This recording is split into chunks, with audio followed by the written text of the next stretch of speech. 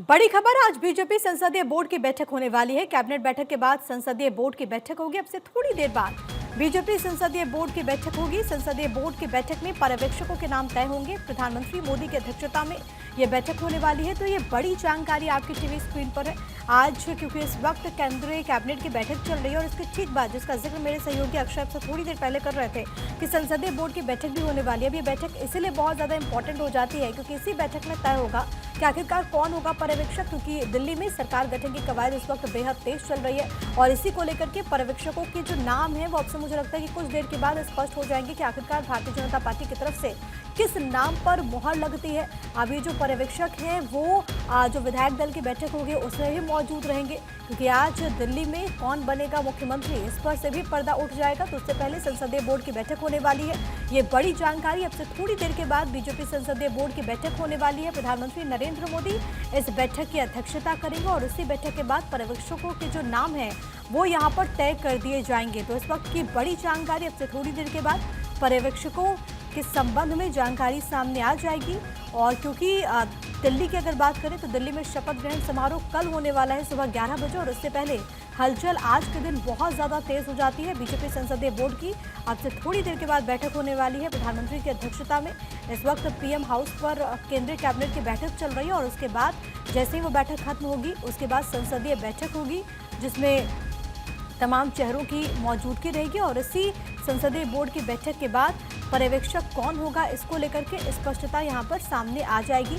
तो ये बड़ी जानकारी, पार्लियामेंट्री बोर्ड की बैठक आज होने वाली है और नतीजे आने के बाद से ही चर्चा इस बात को लेकर के है कि आखिरकार इस बैठक में और ख़ास तौर पर जो सभी 48 नवनिर्वाचित विधायक हैं उनमें से किस चेहरे को यहाँ पर मौका मिलता है, और इसको लेकर के लगातार कयास लगाए जा रहे। इसी बीच जो पार्लियामेंट्री बोर्ड है उसकी बैठक होने वाली अब से थोड़ी देर के बाद, और इसके बाद जो नाम है पर्यवेक्षकों के तौर पर वो सामने आ जाएंगे। ये बड़ी जानकारी, महत्वपूर्ण बैठक है। आज ही शाम में बीजेपी विधायक दल की बैठक भी होने वाली है और इससे पहले ये जो बड़ी खबर है वो आपको लगातार बताते हुए अक्षय मेरे साथ, मेरे सहयोगी इस वक्त कनेक्टेड हैं। अक्षय, अब से थोड़ी देर के बाद बीजेपी संसदीय बोर्ड की बैठक होगी और सबकी निगाह इस बात पर रहेगी कि पर्यवेक्षकों के तौर पर किसको जिम्मेदारी मिलती है। देखिए, कैबिनेट बैठक के बाद बताई जा रही है कि संसदीय बोर्ड की बैठक होगी और प्रधानमंत्री नरेंद्र मोदी की अध्यक्षता में संसदीय बोर्ड की बैठक आहूत की गई है। इसमें तमाम बीजेपी के बड़े दिग्गज नेता शिरकत करेंगे। साथ ही साथ जो संसदीय बोर्ड के सदस्य हैं उसमें शामिल होंगे वरिष्ठ नेता बीजेपी के। इसलिए संसदीय बोर्ड की बैठक बुलाई जाती है ताकि एक तो पर्यवेक्षक तय किए जाते हैं, कौन पर्यवेक्षक बनेगा जो विधायक दल की बैठक में शामिल होगा, और जो नाम तय होंगे उसका जल्द ही बीजेपी लिस्ट भी जारी कर देगी। और साथ ही साथ जो शाम को बीजेपी विधायक दल की बैठक होनी है उस बैठक में ये पर्यवेक्षक तमाम विधायकों से चर्चा करेंगे और उसके बाद सीएम के नाम का ऐलान उसमें किया जाएगा। तो ये कहा जा रहा है कि केंद्रीय कैबिनेट की बैठक अब खत्म होने वाली है, उसके बाद बैठक संसदीय बोर्ड की शुरू हो जाएगी और उसमें तमाम जो डिसीजन है वो लिए जाएंगे। खास बात यह है कि सबसे बड़ी डिसीजन ये होगी कि किस तरह से पर्यवेक्षक अपना काम वहां पर निभाएंगे और उसके बाद सीएम के नाम का शाम तक ऐलान भी किया जाएगा जब बीजेपी विधायक दल की बैठक होगी। दिल्ली बीजेपी मुख्यालय में शाम को विधायक दल की बैठक होने वाली है और कई चेहरों का अब जिक्र सामने आने लगा है कि कौन दिल्ली का मुख्यमंत्री होगा। हालांकि संभावित है बीजेपी खास करके नरेंद्र मोदी और अमित शाह के आने के बाद जिस तरह से गोपनीयता बढ़ती जाती है, कहीं न कहीं सबके लिए बस सिर्फ अटकलों का बाजार गर्म है। शाम को 7 बजे के बाद ही क्लियर हो पाएगा कि कौन सीएम बनेगा, लेकिन अजय महावर हों या फिर राजकुमार भाटिया हों, रेखा गुप्ता हों, इसके अलावा प्रवेश वर्मा सहित आशीष सूद के नाम चर्चा में हैं। इसके अलावा अभय वर्मा जो लक्ष्मी नगर से विधायक हैं उनका भी नाम सुर्खियों में आ रहा है। अब सीएम कौन होगा शाम 7 बजे के बाद निश्चित रूप से सामने आ जाएगा, लेकिन बीजेपी की गोपनीयता की तारीफ करनी होगी कि अभी तक सिर्फ मीडिया हो या फिर राजनीतिक विश्लेषक सिर्फ कयास ही लगा पा रहे हैं। बिल्कुल, और इसी गोपनीयता के लिए जानी भी जाती है भारतीय जनता पार्टी और कई मौकों पर, हाल में अगर हम देखें मध्य प्रदेश, छत्तीसगढ़, राजस्थान, कई मौकों पर पार्टी ने चौंकाया भी है। तो अब इस बात के भी अनुमान है कि क्या कोई सरप्राइज फैक्टर हो सकता है क्या। लेकिन अब पर्यवेक्षकों के नाम के तौर पर अगर हम बात करें अक्षय, किन नामों पर चर्चा सबसे ज्यादा है? जो डिसाइड होते हैं, ये माना जाता है कि बीजेपी के वरिष्ठ नेता ही अमूमन होते हैं। और खास बात ये रही है कि आपने देखा होगा कि राजनाथ सिंह कई जगहों पर पर्यवेक्षक बन करके गए हैं, तो ये माना जा रहा है कि राजनाथ सिंह का नाम उसमें हो सकता है। इसके अलावा और दो अन्य नामों पर चर्चा चल रही है। ये बताया जा रहा है कि दो लोग होंगे, एक पर्यवेक्षक, दो पर्यवेक्षक के नाम तय किए जा सकते हैं जो कि विधायक दल की बैठक में शिरकत करेंगे और नाम जो तय किया जाएगा उसकी वहां पर घोषणा की जाएगी। ठीक है अक्षय, मैं लौट रही हूँ आपके पास इसी वक्त पूरी जानकारी के साथ। हमारी पॉलिटिकल एडिटर अदिति नागर भी कनेक्टेड है। अदिति, क्योंकि जब से नतीजे आए हैं तब से लगातार कयास लगाए जा रहे हैं कि दिल्ली का अगला मुख्यमंत्री कौन होगा, इसको लेकर के शाम में बीजेपी विधायक दल की बैठक होगी। लेकिन उससे पहले अब से थोड़ी देर के बाद संसदीय बोर्ड की बैठक कितनी अहम और पर्यवेक्षकों को लेकर आपके पास क्या इंफॉर्मेशन? ये इतनी अहम है कि कैबिनेट की बैठक के ठीक बाद प्रधानमंत्री के आवास पे ही पार्लियामेंट्री बोर्ड की बैठक हो रही है। और पार्लियामेंट की बोर्ड की बैठक होती इसलिए है कि मुख्यमंत्री का चेहरा कौन होगा। और आप जब अहम बोलती हैं, जब अहम का जिक्र करते हैं, तो दिल्ली 70 सीटों वाली विधानसभा, लेकिन देश की राजधानी दिल्ली 27 साल से बीजेपी से दूर, 11 साल से प्रधानमंत्री मोदी के कार्यकाल में नहीं बीजेपी जीत पाई थी, इसलिए ये अहम है। और अहम इसलिए है कि आपने अक्सर एक बात का जिक्र सुना होगा कि भारतीय जनता पार्टी हर एक साल एक एग्जीक्यूटिव पदाधिकारियों की बैठक बुलाती है, जिसको कार्यकारिणी भी कहा जाता है, परिषद की बैठक भी कहा जाता है। मुझे याद है जब प्रधानमंत्री नरेंद्र मोदी पहली बार प्रधानमंत्री बने थे, नरेंद्र मोदी गुजरात से आए, 2014 में प्रधानमंत्री बने, तब रामलीला, वही रामलीला जहां पर अभी इंस्पेक्शन चल रहा है, दिल्ली पुलिस पहुंची है, जहां पर शपथ समारोह की भव्य तैयारी हो रही है, उसी रामलीला में प्रधानमंत्री ने परिषद की बैठक ओपन होती है, कार्यकारिणी की बैठक क्लोज्ड होती है। परिषद में देश भर से कार्यकर्ता आते हैं और कार्यकारिणी की बैठक में जो कार्यकारिणी सदस्य होते हैं वो आते हैं, वो भी बड़ी संख्या में होते हैं, 3000 से ज्यादा। और उनको एक बार फिर बताया जाता है हर बार कि किस तरीके से संगठन का काम करना है, उनके अंदर ऊर्जा भरी जाती है। लेकिन दिल्ली में करने की वजह हमेशा ये थी, 5 बार से दिल्ली में कार्यकारिणी की बैठक हो रही है और प्रधानमंत्री के 11 साल के कार्यकाल में, इसलिए क्योंकि और लगातार दिल्ली में हो रही है। वजह केवल इतनी थी कि दिल्ली के कार्यकर्ताओं के मनोबल को बढ़ाना है, दिल्ली के कार्यकर्ता और साथ में जो जनता है उनको बताना है कि हम अपने बड़े से बड़े भव्य कार्यक्रम दिल्ली में करते हैं। हम अपना जो रेजोल्यूशन हो, चाहे फाइनेंशियल हो, चाहे इकोनॉमिक रेजोल्यूशन हो, चाहे पॉलिटिकल रेजोल्यूशन हो, दिल्ली की धरती से लेते हैं। और वजह इसलिए है क्योंकि हम दिल्ली के लिए कुछ बहुत बड़ा सोच रहे हैं।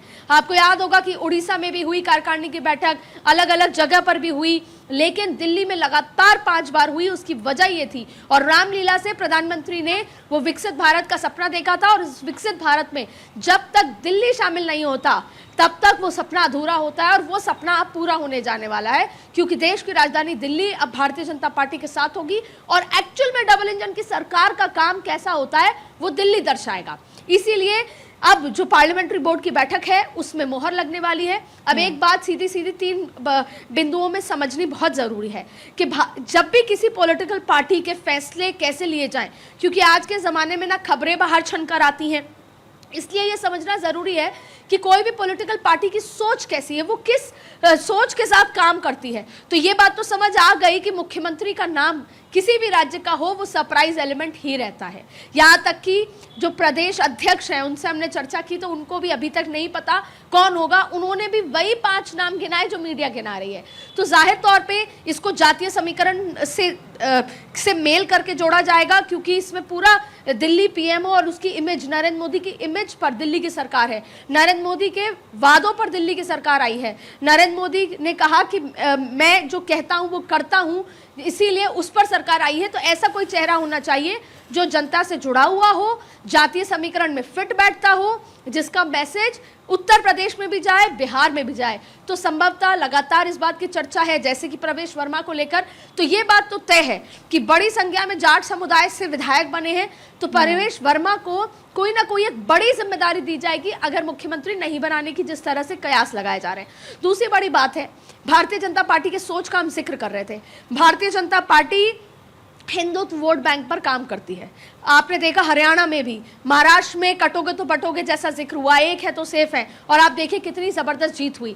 दिल्ली में भले ही बहुत कम लेकिन प्रेजेंस है मुस्लिम समुदाय की, लेकिन लगातार एक और चीज का जिक्र था, एससी समाज। हर एक सीट पर यह देखा जा रहा था कितने मुस्लिम वोट हैं, कितने एससी वोट हैं।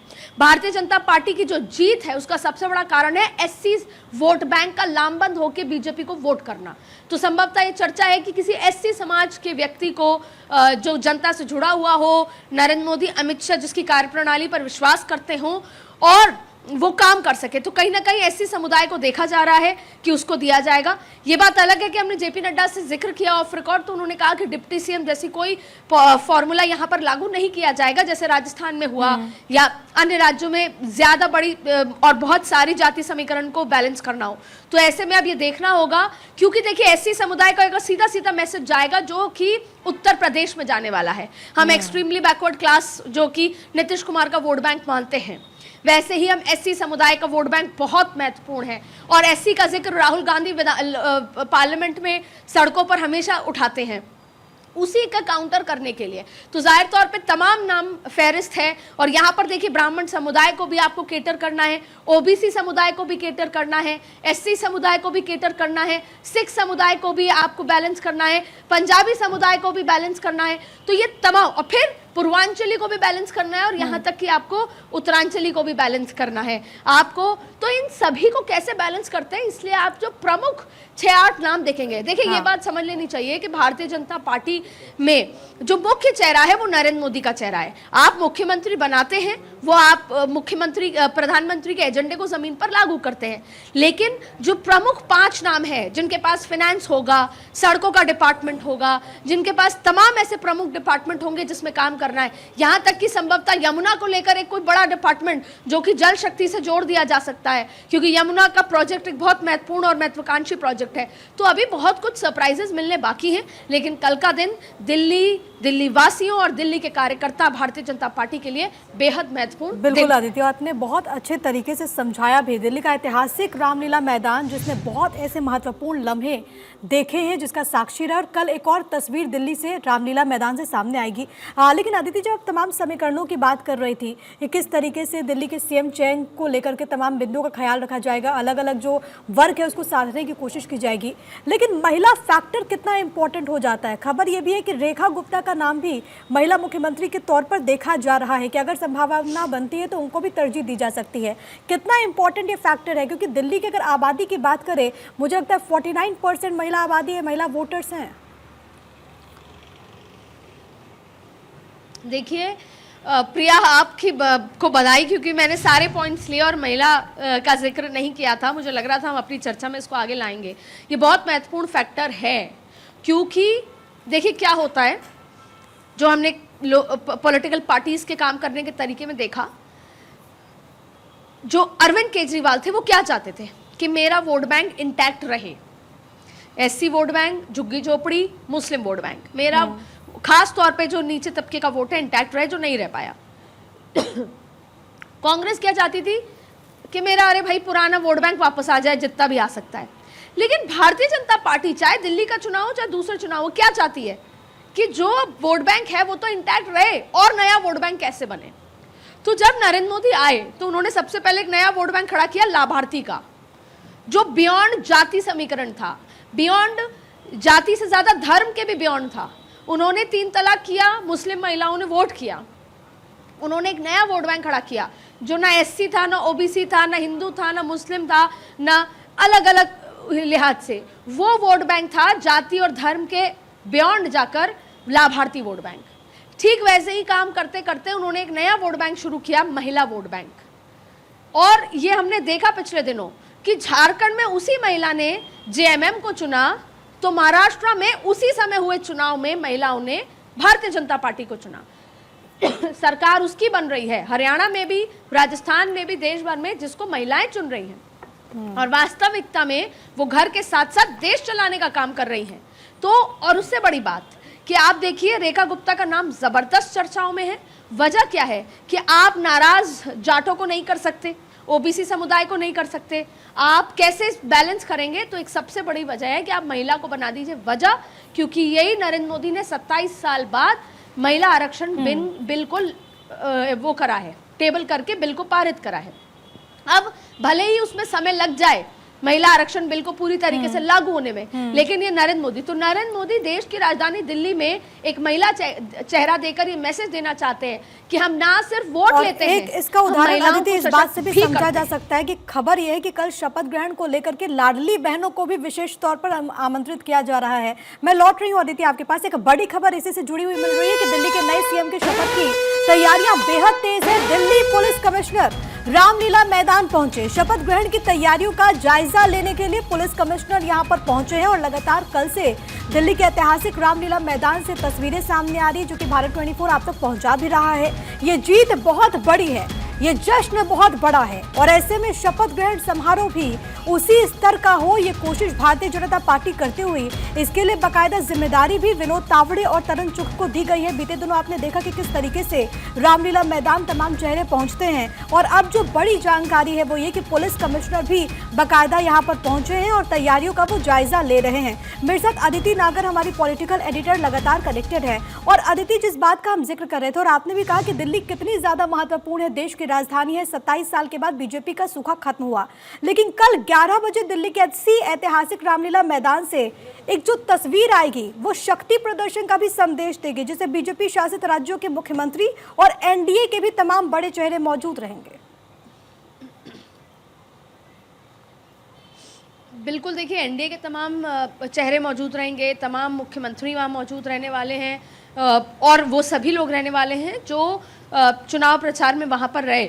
लेकिन सबसे महत्वपूर्ण बात यह है कि वहाँ रहेंगे कार्यकर्ता, जिनके चेहरे पर नरेंद्र मोदी सेहरा बांध देते हैं, जिनके माथे पर जीत का।